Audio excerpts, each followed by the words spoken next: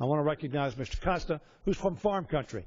He understands the pain that is being experienced in farm country, and he knows how terrible it is to have simply walked away from the House-passed bill out of committee and walked away from a bipartisan Senate bill. And I yield to my friend, who is such a strong voice on this floor, such an active member of the Agricultural Committee, and such a proponent of farm country, not only in California, which he represents, but throughout this country. Mr. Costa.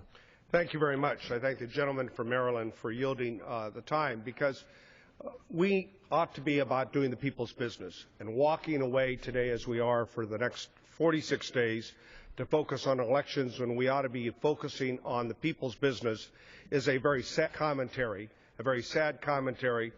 to the people of our land. I appreciate all the good work that Congressman Hoyer and my other colleagues do in trying to address the critical challenges that we face in our nation today. As was stated, our House Republican colleagues have left town to focus on the election. But in the meantime, we have unfinished business. We have unfinished business on comprehensive jobs, big and balanced budget solutions to the deficit, tax cuts for middle class, the Farm Bill, which I want to speak to, and the Violence Against Women's Reauthorization Act as a co-chair of the Victims of Crime Caucus, especially disheartening. Let me say that folks in America who farm and put the food on America's dinner table are wondering just why we can't get a farm bill. It is one of the most bipartisan things we ever do here in Congress. 2008, we had a bipartisan farm bill. When we had the majority, President Bush vetoed it. We overrode his veto twice. Today, we have a farm bill that passed with overwhelming bipartisan support in the Senate by a vote of 64 to 35. It made cuts because we have to make cuts and we have to be fiscally responsible. $23.5 billion less than the Farm Bill of 2008. In the House, as a member of the House Ag Committee, we voted a comprehensive bill out, 35 to 11. We made cuts because we have to make cuts. In a number of the areas, we made similar cuts as we did as the Senate.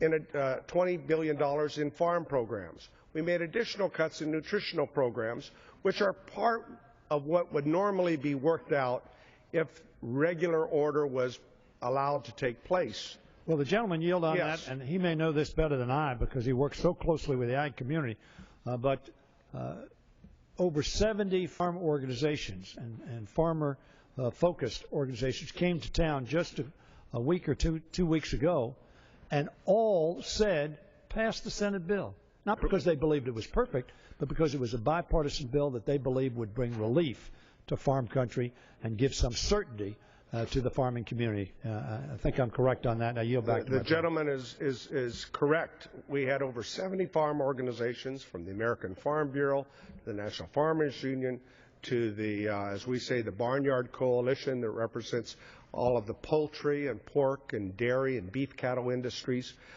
because they understand that a farm bill is a safety net.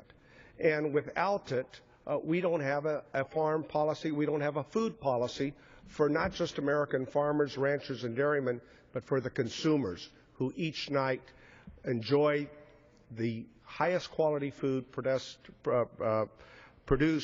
with the safest quality anywhere in the world. Let me just close by saying two things. The dairy industry is hurting. We've had a drought in the Midwest that has devastated a whole host of the farm country. And yet, what is one of the ways that farmers, ranchers, and dairymen are able to produce next year's crop? Well, they get loans. They get loans from banks and from production credit associations. What are those loans made of? They're based upon the value of their farm and how much they're leveraged, but they're also based upon a farm bill that provides the ability to ensure that there's a safety net and that there is crop insurance. And without a farm bill, we don't have any crop insurance. Without a farm bill, we don't have that safety net. And so with the overwhelming bipartisan support that we have in the Senate, the bipartisan bill that voted out of the House Ag Committee, it seems to me we ought to let the process work. So I would urge my colleagues to come back to come back and let's do the people's business. All of these issues, the Violence Against Women's Reauthorization Act, the Crime Victims Caucus every day is focusing on protecting women and their families throughout this country. And that is also a tremendous bipartisan piece of legislation that we always act on. Again, we're not doing the people's business. I yield back to my colleague and the gentleman from Maryland who is so correct to bring this to the attention of the House, because, ladies and gentlemen, we ought to be about doing the people's business. I yield the balance of my time. I thank the gentleman from California for his leadership, not only for farm country, but for all people in this country, on behalf of getting people back to work, making jobs available, and making sure our farmers are secure, and particularly for making sure that we address the epidemic of violence perpetrated against family members. I thank the gentleman for his leadership.